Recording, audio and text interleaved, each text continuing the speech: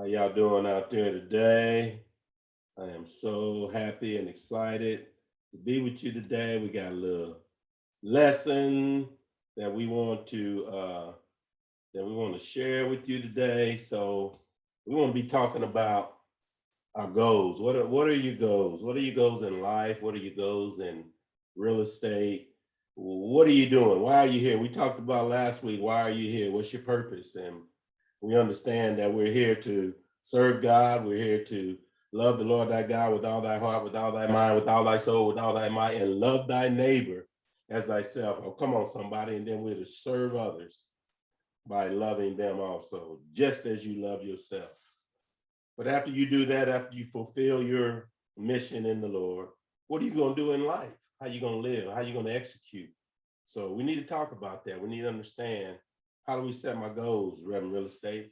How do we set goals? Let's get into this thing, baby.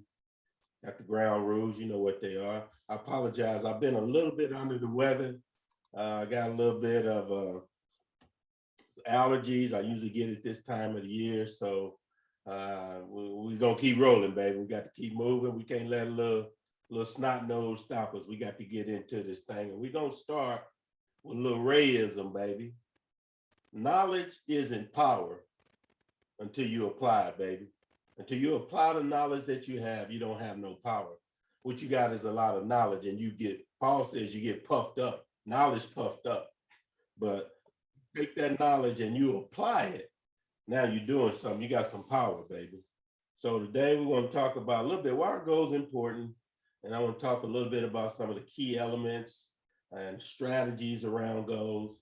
And then I want to do an exercise in setting your goals. So as I go through this, you're going to start writing down on the paper, okay, well, what are my goals? Okay. And then I want you to review what my goals and strategy is. Then we'll have a little time for Q&A if we got time. After that, I'll give you an update on what's going on Juice Properties, baby. We got some things going. We're moving, we're shaking, we making it happen. So let's go on and get into this thing. Before I get started, are we good on the volume? Yes, sir. All right, let's do this. Let's do this. Let's drop another little Rayism in there on you. You know, it's only a dream until you write it down. And that's what we're talking about today. Then it becomes a goal. If you just out here, just, I wish I would do this. I'm thinking about doing this. I wonder if I do that. Them ain't goals, baby. And that's just you imagining. You out there in the sky until you write it down, becomes a goal, says the great Emmitt Smith. Come on, them Cowboys. Hey, what about them Cowboys? Oh, I'm sorry. We better keep moving. So let's talk about why we want to set some goals. We want to set goals because it's going to set the priority for what you're going to try to achieve on your real estate. So we're going to be talking about real estate goals, but I'm also going to take you outside and showing you some of my personal goals, because I think it's important not only just have real estate goals, to have personal goals also, but when you're setting goals, it helps you to determine what it is you're really trying to accomplish. It helps you stay focused on and not get distracted, and it holds you accountable because you write these things down, you put some time, some specificity on them, and so you can look back at them, you know, a month, 2 months, 3 months, and see, hold yourself accountable for those goals. Did you meet them or did you not? And it gives you a measuring stick. How well are you doing? Did you meet 10%, 20%, or 100% of your goals?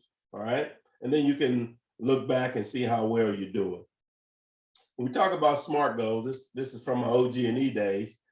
We talked about having SMART goals. And so when we say SMART, that means they need to be specific, measurable, actionable, realistic, and time related. So we're going to cover all of that today, and making sure that your goals are the best goals they can be. It's just not pie in the sky, baby. It's very, very specific, and it tells you exactly what you want to do. First of all, before you set your goals, you need to talk about, well, what's your strategy? You got to have a high level flat strategy. Do you want to be a flipper? You in love with a flipper? Come on, somebody. You want to be a wholesaler? That's what I want to be. I want to be able to wholesale, because that's the way you make money, is buying property at a discount. So I'm doing this. I'm a fixer and flipper. I'm a wholesaler. I did house hacking. House hacking is when you live in one side of the house in a duplex and you rent it out and it pays for both sides. Of course, we know what the bird strategy is, baby. You buy it, you rehab it, you rent it, you refinance it, and then you repeat the strategy. We've talked about that. That's a strategy that I'm implementing and that I'm doing. Also, there's short-term buy and hold. I mean, you will buy it for a year and then you just want to turn around and sell it. Long term, again, that's where the money is, baby. That forever money rolls in when you buy real estate long term and you hold it. You know, one of the things that have kept us from having real wealth is that we don't own anything. And so real estate is one of those things that you can own, that it can build your net worth very quickly. And it also provides you a tremendous amount of cash flow if you buy it right. If you got the money, you can buy it outright, baby. There's lease purchase options, hard money loans. So you just need to figure it out. You need to pick one of these strategies. So right now, I want you to pick a strategy or pick two strategies that you want to focus in on. Okay. So now you know high level what your strategy is. I'm gonna flip and fix, Mr. Ray. I'm gonna do wholesale. Okay. Whatever it is you want to do, go ahead and determine that. Write that down. So now we know what your strategy is. Right. Now that you got your strategy, now, what type of properties are you going to be looking for inside of that strategy? What location are the properties going to be in? What condition are the properties? You want a rehab, full rehab, or you just want cosmetic rehab, right? What's your price range? And we're going to talk about the different price ranges here in a minute, but how much can you afford, right? How much bank you got, baby? You got to be able to determine, and you got to stay in your lane. Don't try to bite off too much more than you can chew. Know what your lane is and stay in your lane. And what kind of money you trying to earn? What kind of profit? What kind of return are you trying to do? This is all about strategy, baby. And then what are you trying to do? When are you trying to do it, right? You want this many properties in 5 years, 2 years, 10 years? What's your timeline? You got to be very, very specific about that. And then what types of real estate? There's all kinds of types of real estate. I focus on residential and I do single family, duplexes, stuff like that. I stay away from condos. I do like townhomes. I've never done mobile homes. Guys tell me there's money there. You can do land. I love land. One thing about land, they ain't making no new land, baby. So if you can get some cheap land or you can get land at a discount, you can always develop it, which I'm going to start doing on some deals that I'm in, or you can turn around and sell it, or you can build a house on it and have a second home. You got options. And then there's a whole commercial real estate, you know. Again, real estate, you just got to determine what type. So right now, I want you to write down what type of real estate do you want to focus in on? Just residential, or you want to do a little commercial, industrial, whatever. Write that down, all right? This is going to help you get you started determining your goals.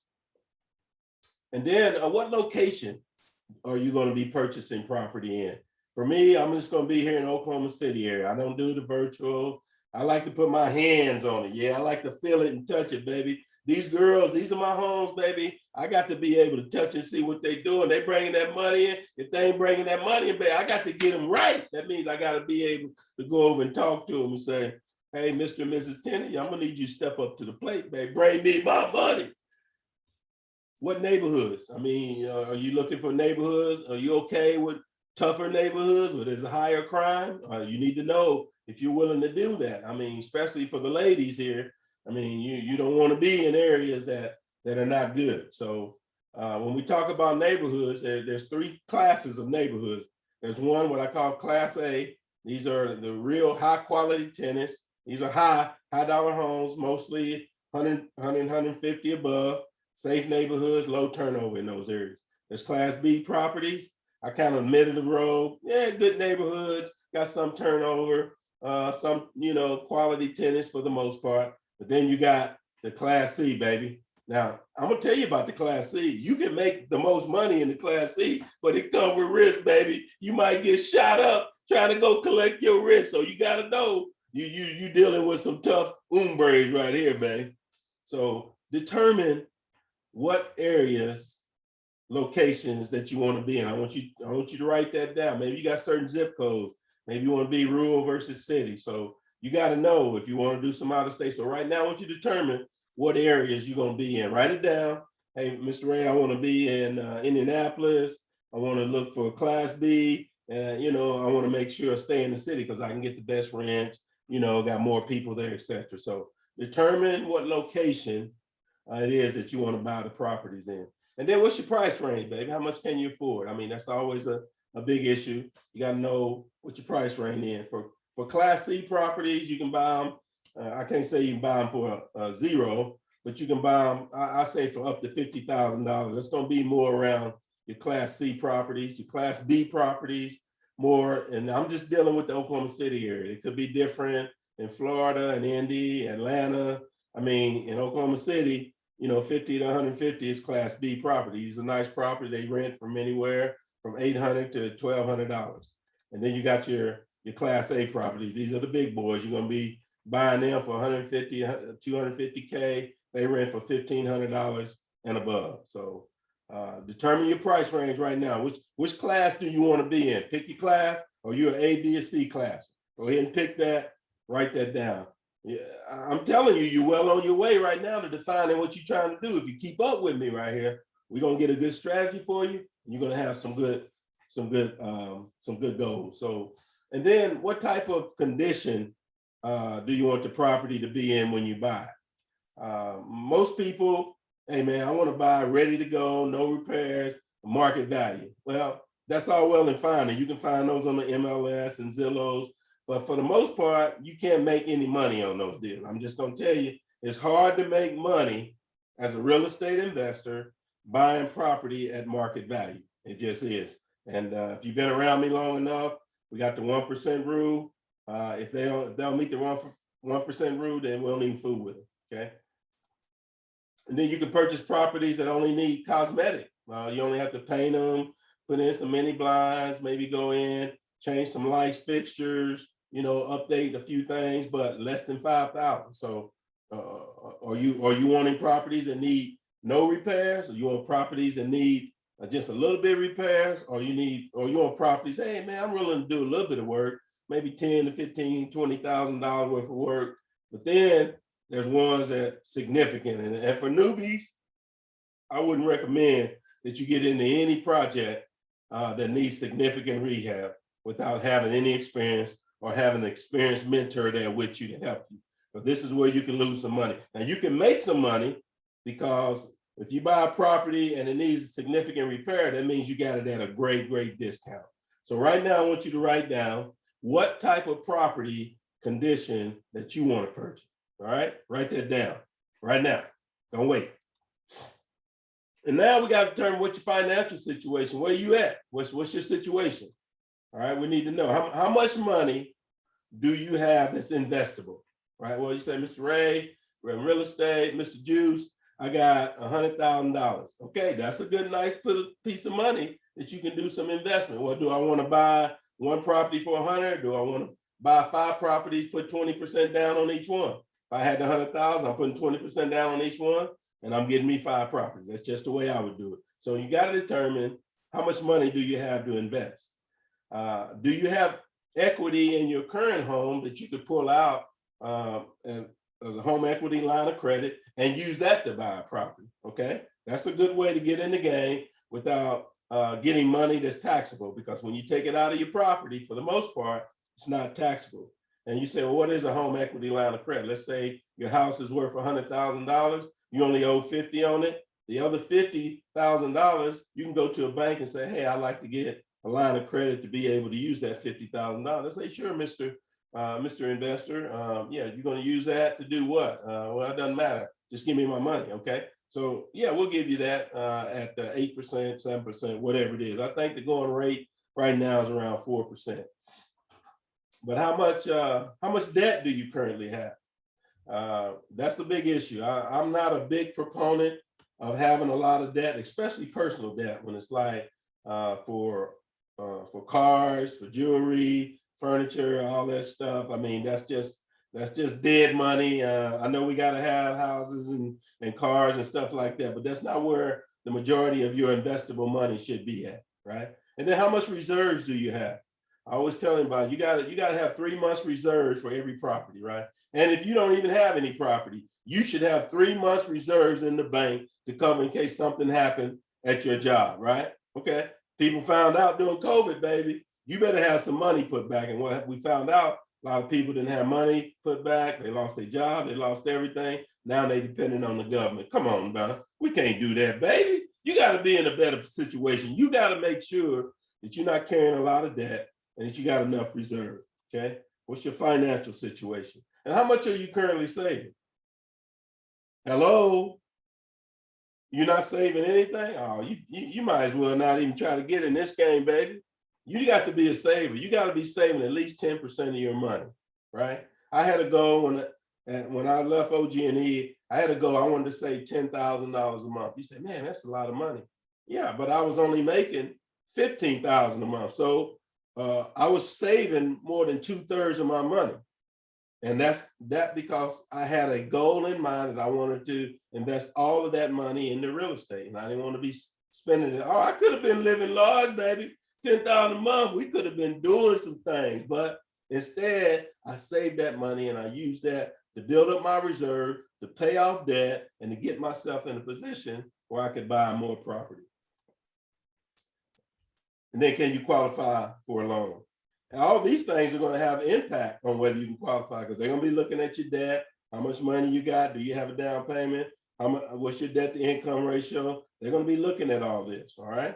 So you need to define what your current situation is. And if it's not in a good situation, you need to know that, and you need to start working toward getting yourself in a position where you can start having some investable money, okay? Don't be spending your money out here partying, having a good time. You're going to look up, time going to get away from you. You're going to be old and you ain't going to have nothing. You're going to be dependent upon that little 401k, which ain't going to be enough. You're going to depend on the government to pay you Social Security. That ain't going to be enough. So you better have some other goals in mind when we're talking about how you're going to provide for yourself and your family, all right? I don't want to be dependent upon nobody else. I want to be able to stand on my own, baby. Come on, somebody. And then determine what kind of money do you want to make, okay? Are you interested in return on investment? Are you interested in cash on cash return? What is it you're trying to do? This is more than I like. I like net cash flow, baby. After I pay all my bills, I need to be able to put some money in the bank, net cash flow. So when I'm doing my deals, I'm looking at how much money am I netting on each deal, right? There's a capitalization rate, and we're not going to get into a lot of this, but you got to determine what is your profit margin that you're trying to get, okay? So determine now, well, Mr. Ray, I'm looking to, I just want to build equity, and then I want to be able to cash out. Okay, that's fine. Or Mr. Ray, you're right, I do want cash flow. Well, write that down. You want to focus on getting cash flow. And then determine your timeline. It's not going to be a good goal if you just say, I just want to get 5 homes in whenever. That doesn't make any sense. Put some timeline on it, baby. You need to have short-term goals and you need to have long-term goals. I need to have goals that I'm going to be doing every month. And then I have goals that I do 5 years out, okay?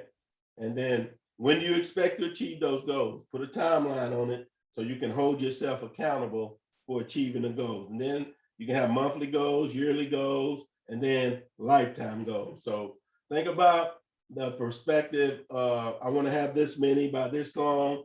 Put a timeline on it, okay? Okay, so what are some SMART goal examples? Okay, one goal that I had early on was I wanted to quit my job. Okay, I've been working at OG&E 30-some years. I was hitting the glass ceiling. I knew I wasn't going no higher. They wasn't gonna make me a VP. So boom, what do I want? Well, I want to quit my job. But one of the goals I had was I need to be able to make as much as I'm making at OG&E outside of OG&E. So if I was making $5,000 a month at OG&E, once I started making $5,000 a month outside of OG&E, then it's time for me to boogie, baby. And so that was one of my goals. Another goal could be, well, I want to buy 5 houses by the time I'm 30 years old, okay? That's smart, it's specific. It's 5 houses, that's how many I want by this age, okay? Just an example. Or you say, well, I want to earn $5,000 a month in passive income in the next 5 years. So I want to build up to that over the next 5 years. That's a good goal. Or I want to buy 3 condos using other people's money by the time I'm 45 years old. Again, all these are specific. And they got some criteria in there, and they also have that timeline. Another one could be, well, I want to retire and have a net worth of $1 million by the time I'm 62. That's a good goal right there, okay?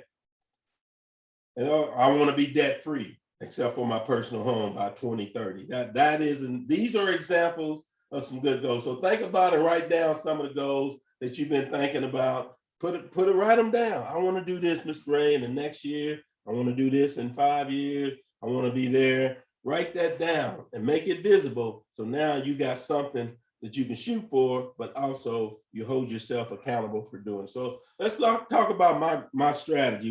What's your strategy, Mr. Ray? You telling us about what we ought to be doing. What's your strategy? All right, well, I'm glad you asked. Here's my strategy. I'm gonna break it down to you. My strategy is I'm a buy and hold long-term investor. I like the bird strategy, baby.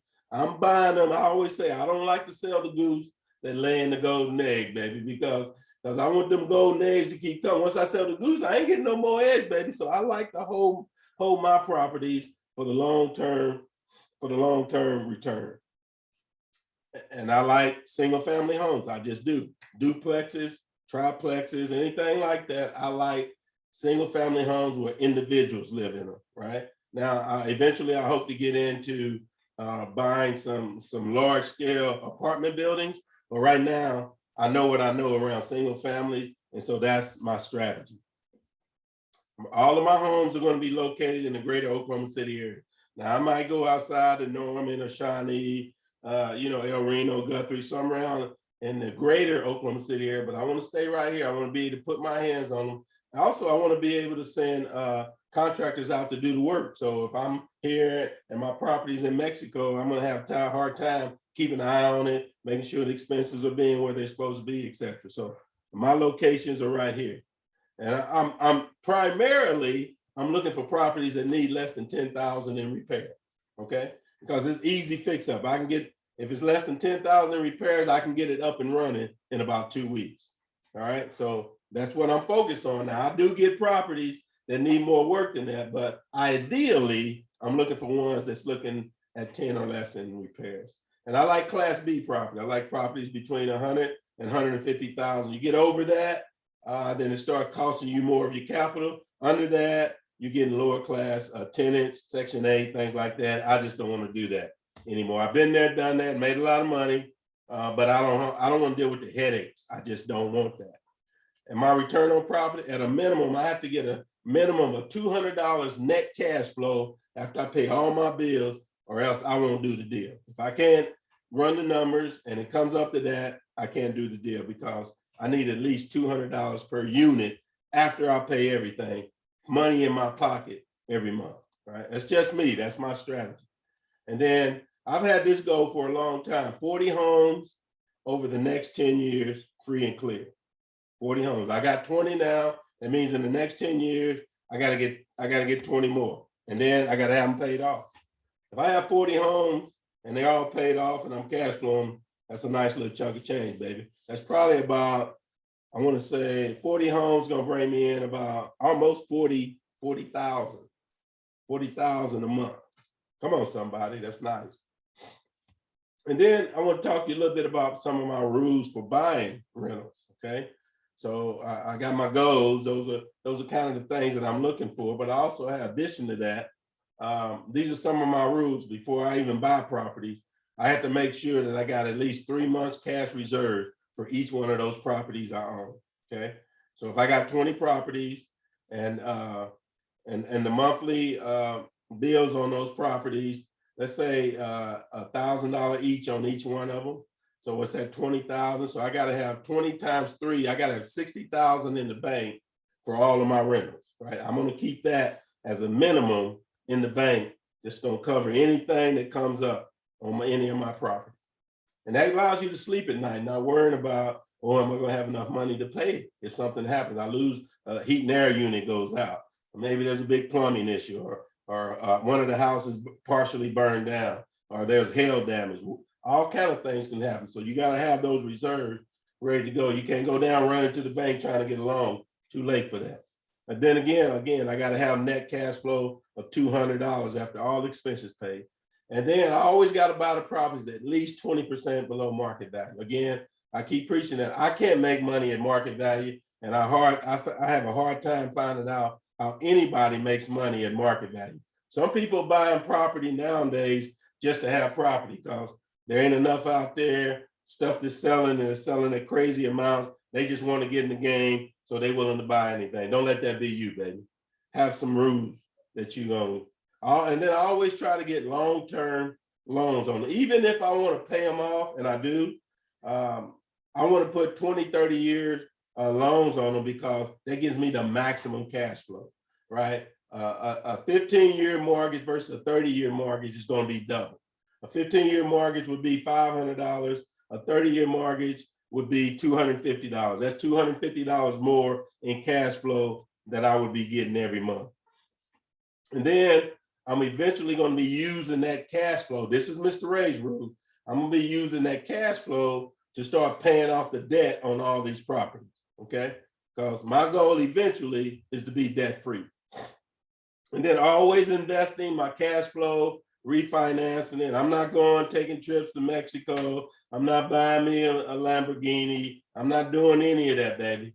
I'm reinvesting. They say, Mr. Ray, you got all this money you might enjoy. I'm enjoying myself. I'm doing exactly what I want to do, baby. But I'm not out here frivolously spending my money, baby. That's why I got to be a millionaire, baby, because I keep some of it in my pocket. And so should you if you want to be a minority real estate millionaire, baby.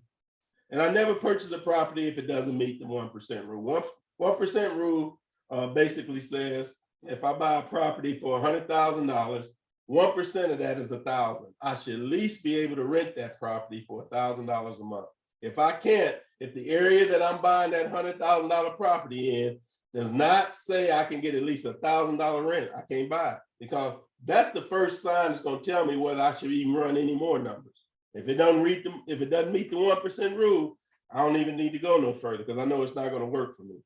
And then I only purchase properties that meet my criteria. And so that's going to help me make sure I stay within my strategy, that I can achieve my goals by staying with these rules, okay? And so the BRRRR strategy, I've talked to you, that's basically what I do, right? I'm buying properties at a discount for at least 20% below the after repair value, that is the market value.